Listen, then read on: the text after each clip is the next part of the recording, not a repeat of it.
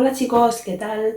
Hace un tiempo recibí un mensaje, no voy a decir en qué red social, pero que me triggereó bastante porque me dio a entender que básicamente incluso la gente que dentro de la comunidad se jacta de saber mucho de Carl Jung y de Claudio Naranjo y de todos los autores del mundo, realmente no entienden lo que es la función cognitiva C. Son incapaces de profundizar en ella como de verdad es y deshacerse de los estereotipos. O sea, literalmente dijeron una frase que no voy a decir, pero que me pareció tan absurdamente mala que dije, ¿cómo puedes pensar que sabes algo, ¿no?, de esta función cognitiva en concreto?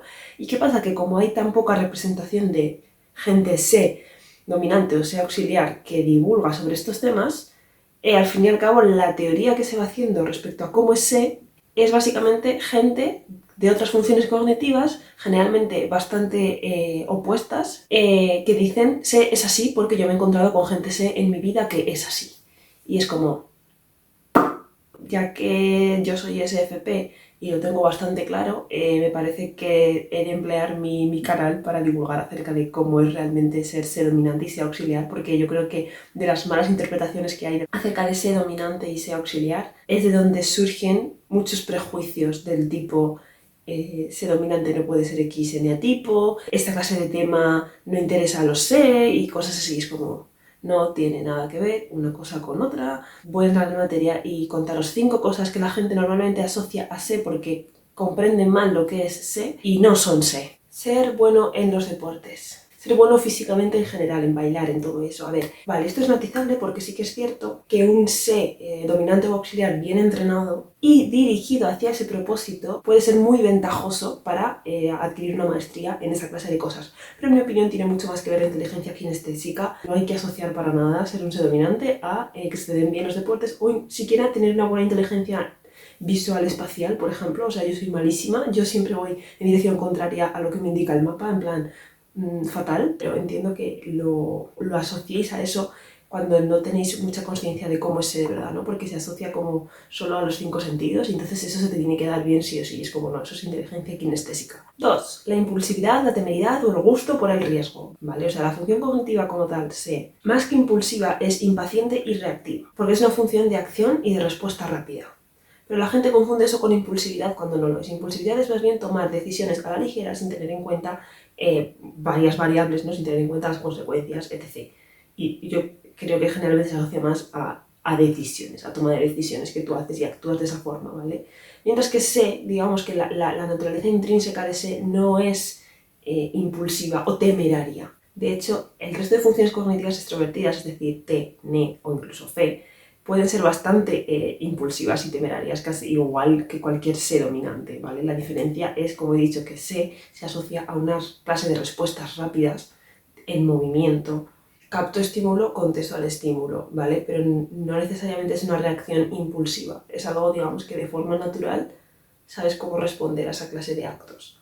Y la impulsividad, si bien es cierto que mucha gente, sobre todo extrovertida en general, puede ser impulsiva, no, simplemente quiero que os quedéis con que la impulsividad no es un rasgo inherente a la función cognitiva C. Simplemente eso. Y la impaciencia, porque sí que es cierto que C es impaciente porque digamos que va acelerado, en plan capta tan rápido, tan bien, objetivamente, lo que hay a su alrededor, es como que ya tiene una respuesta preparada y se impacienta cuando los demás no la tienen o no reaccionan y no actúan. De hecho, yo he conocido bastantes dominantes más impulsivos que yo a la hora de tomar decisiones. Y además creo que el eneatipo también puede influir, porque yo creo que no es igual un 8 que un 9, por ejemplo, a la hora de reaccionar a las cosas. 3. Necesitar estar estimulado 24/7 a toda hora, en todo momento. Vale, sí que es cierto que creo que ya nos hemos librado un poco, por lo menos en este canal, de los estereotipos de ser dominante es el equivalente a sexo, juerga, fiestas, alcohol, drogas. Creo que ya hemos superado esa visión totalmente prehistórica, pero es que yo creo que es hasta contraproducente pensar que ser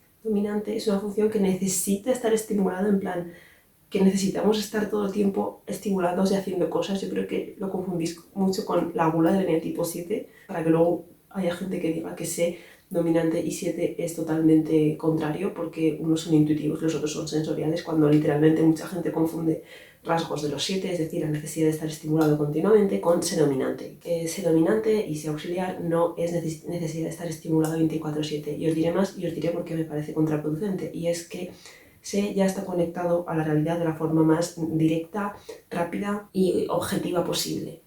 Por lo tanto, ¿para qué va a necesitar esos estímulos si, digamos, ya está en comunicación con ellos? O sea, en plan, normalmente si te encuentras con un ser dominante que necesita de esa clase de estímulos, normalmente o es un 7 o tiene un problema de insalubridad de la función dominante, ¿vale? Cuando sí que es insana, sí que necesita esa clase de cosas de las que he hablado antes, precisamente por esa forma de captar la realidad tan directa, fielmente y de forma tan rápida. A veces nos abrumamos, en plan, a mí personalmente me abruman ciertos estímulos porque los noto una barbaridad. Mismamente esta noche he dormido con unas amigas y me he tenido que levantar a las 5 de la mañana a cerrar las contraventanas porque no podía dejar de oír los ruidos de la calle, en plan, no podía, y no podía dormir, y mis amigas no se han enterado de nada, y yo en plan, ¿en qué momento no os habéis enterado de que hay gente gritando en la calle a las 5 de la mañana? O algo que, por ejemplo, me di cuenta que tengo en común con otra amiga que es dominante, que es que hay una tienda en concreto que su marca es tener un montón de estanterías con un montón de cosas por todas partes que no sabes ni por dónde empezar porque hay 20.000 marcas diferentes. En plan, no es nada diáfana esa tienda. Y una vez entré con ella a esa tienda y ella dijo en plan, pues esta tienda me agobia un montón porque es como que hay cosas por todas partes. Y le dije, tía, es verdad, es que yo salgo cansada de ahí, en plan, me cansa el exceso de cosas, ¿no? Y sí que es cierto que eso, por ejemplo, es un rasgo que se puede asociar a las personas altamente sensibles y yo, sinceramente, creo que hasta cierto punto podría serlo en ciertas cosas, ¿vale? Pero, vamos, dudo que mi amiga lo sea y aún así es algo que tenemos en común, ¿no? Y somos ser dominante, o sea, no asociéis ser dominante a necesidad de estímulos porque es como cariño, ya estamos conectados a la realidad todo lo que podemos en 4D. Es decir, una vez que tú ya te involucras en esa realidad de forma tan intensa y rápida, no necesitas para nada los estímulos como si fueran oxígeno, todo lo contrario. Otra cosa es que a ti te guste ir de fiesta y eso lo siento, pero da igual si eres ESFP o si eres INFP o si eres ISTJ. 4. Estar solo interesado en lo tangible, lo material, lo práctico y lo concreto y huir absolutamente de todo lo contrario. Es decir, no puedo con nada que sea abstracto, mínimamente profundo, intelectual. Por desgracia hay mucha gente que piensa así.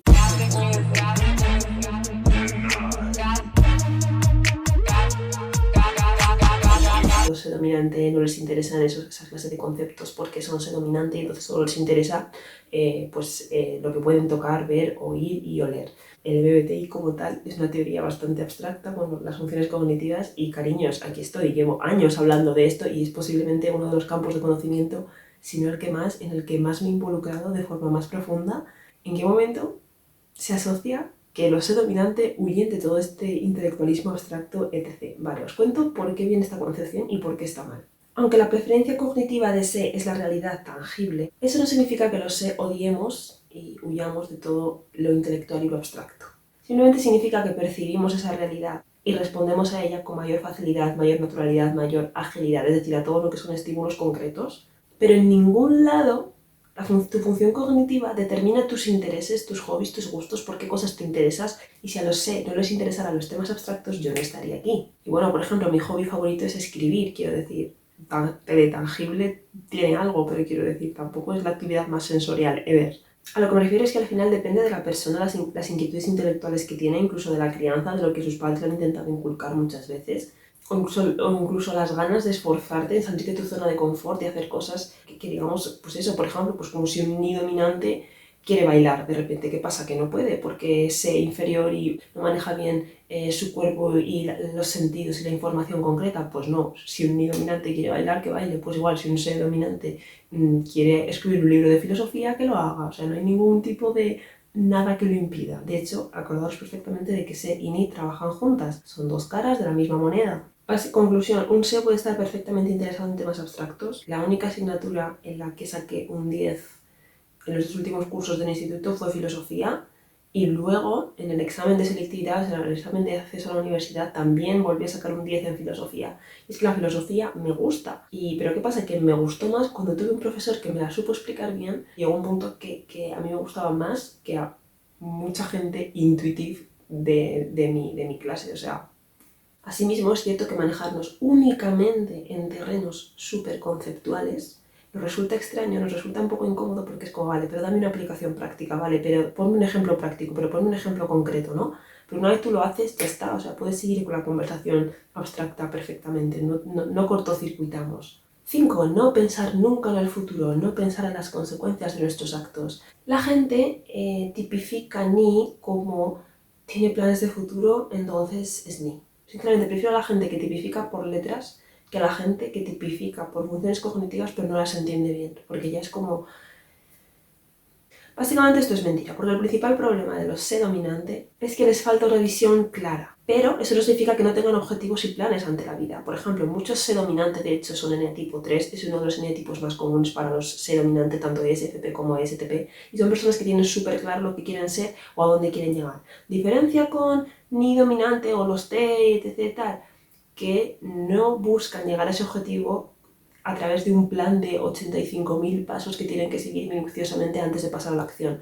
Los ESTP y los ESFP son personas mucho más improvisadoras, mucho más espontáneas y también, todo se ha dicho, más carismáticas generalmente, que simplemente saben lo que quieren, van a perseguirlo, van a por ello, pero improvisan sobre la marcha, aprovechan las oportunidades que se les presentan por el camino, se adaptan a lo que les surge y llegan ahí por trabajo duro. ¿Te piensas que alguien no puede ser dominante porque tiene planes de futuro? Ok, podemos tener planes de futuro, pero no los tenemos de una forma súper detallada, súper clara, en plan, tengo que seguir estos pasos. Supongo que con los eneatipo 3 funciona un poco distinto. Ya, los ser dominantes somos gente de acción, más que de planificación a largo plazo.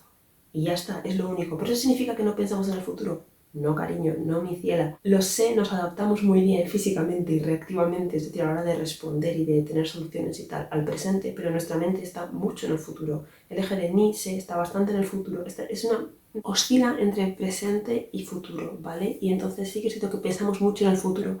El problema es que eso nos suele llevar a ni grips, ¿vale? A grips de ni. Es sobreutilizar nuestra función inconsciente que es ni y al final acabamos teniendo muchos pensamientos paranoicos surrealistas y de mucha ansiedad acerca del futuro porque simplemente no estamos cómodos con pensarlo todo al detalle de una forma súper cerrada y categórica.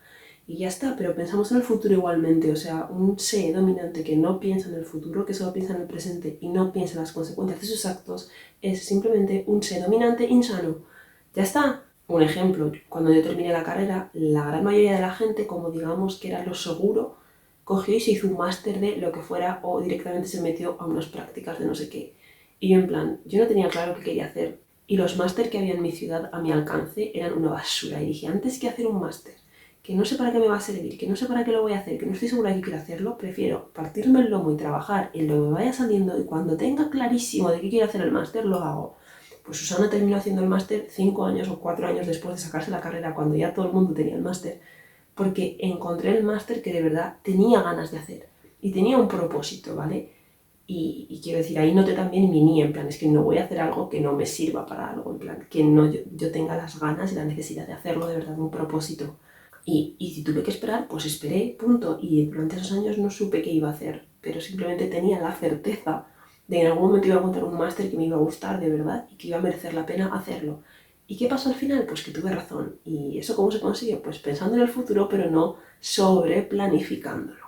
O sea, los ser dominantes realmente nos podemos convertir en personas muy existencialistas cuando nos cerramos a hacer algo si no tenemos súper claro que queremos hacerlo con un propósito o que nos va a servir para algo práctico. O sea, conclusión, cuando tipificáis a alguien, por favor no penséis que es ser dominante porque tiene uno o varios de estos rasgos que acabo de decir, porque simplemente este vídeo va de que aunque puede haber y hay sé dominantes que tienen estos rasgos que acabo de decir, la idea es que no asociéis estas cosas que acabo de decir a una característica intrínseca de la función cognitiva sé, porque no lo son. Es decir, basta, no tipifiquéis a alguien fijándoos en esas cosas porque eso no tiene que ver con la función cognitiva en concreto.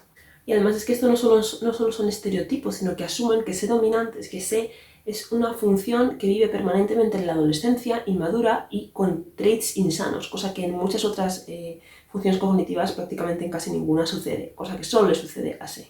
Así que bueno, tomando estas 5 cosas que sé no es, creo que podemos concluir que sé sí que es tener presencia y adaptabilidad en el mundo presente, lo que no significa que nuestra mente solo esté en el presente y solo viva en el presente y solo piense en el presente. Estoy hablando de una presencia más bien física, más bien reactiva, más bien de adaptabilidad al entorno. Lo vi una vez descrito por una persona que no era dominante, que decía que cuando veía a un dominante parecía que esa persona, aunque fuera nueva y acabara de llegar y no conociera nada ni a nadie, parecía que siempre había estado en ese lugar, como que pertenecía ahí. En plan, incluso aunque estás esperando en la calle, en la cola del bus, como que estás con una comodidad y una sensación de estar alerta, de tenerlo todo bajo control. Y creo que define muy bien cómo es sé de verdad. Es una función que tiene presencia y tiene adaptabilidad, pero eso no significa que mentalmente no estés pensando en el futuro o en tus cosas. Sé es una función de acción, percepción y respuesta rápida y práctica. No necesariamente impulsiva, sino que es más bien rápida e impaciente. De hecho, para mí, muchas veces la gente va muy lenta en todo en general. O sea, sé incluso tiene más que ver con la respuesta rápida, con la capacidad de reacción, que con la impulsividad o la temeridad. Se no necesita estímulos constantes, no tiene nada que ver con necesitar estímulos, porque ya captamos los estímulos como son, que es bastante diferente, y a veces desearíamos desconectar de ellos. Se es una función con preferencia para la información concreta, porque la maneja con más agilidad, lo que no significa que sea evitadora de lo abstracto o incapaz de comprenderlo. Al fin y al cabo, Se y Ni trabajan juntas y es una cuestión de desarrollo. Es una función que sí piensa en el futuro, pero no lo planifica en exceso, ya que prefiere mantener sus opciones abiertas, y su naturaleza es comprometerse con el presente porque lo maneja con mayor facilidad. La mente de un ser dominante a menudo puede pensar en el futuro. La diferencia es que no actúa sobre él porque tiene preferencia por actuar sobre el presente. Y yo creo que con esto está todo dicho, chicos. Espero que de verdad haya cosas nuevas que os haya contado, ya sabéis, siempre os lo digo, que haya derribado algunos estereotipos y que entendáis un poquito mejor cómo funciona SE ahora. Dejadme aquí abajo lo que opináis y nos vemos la semana que viene. Os mando un besazo, chao.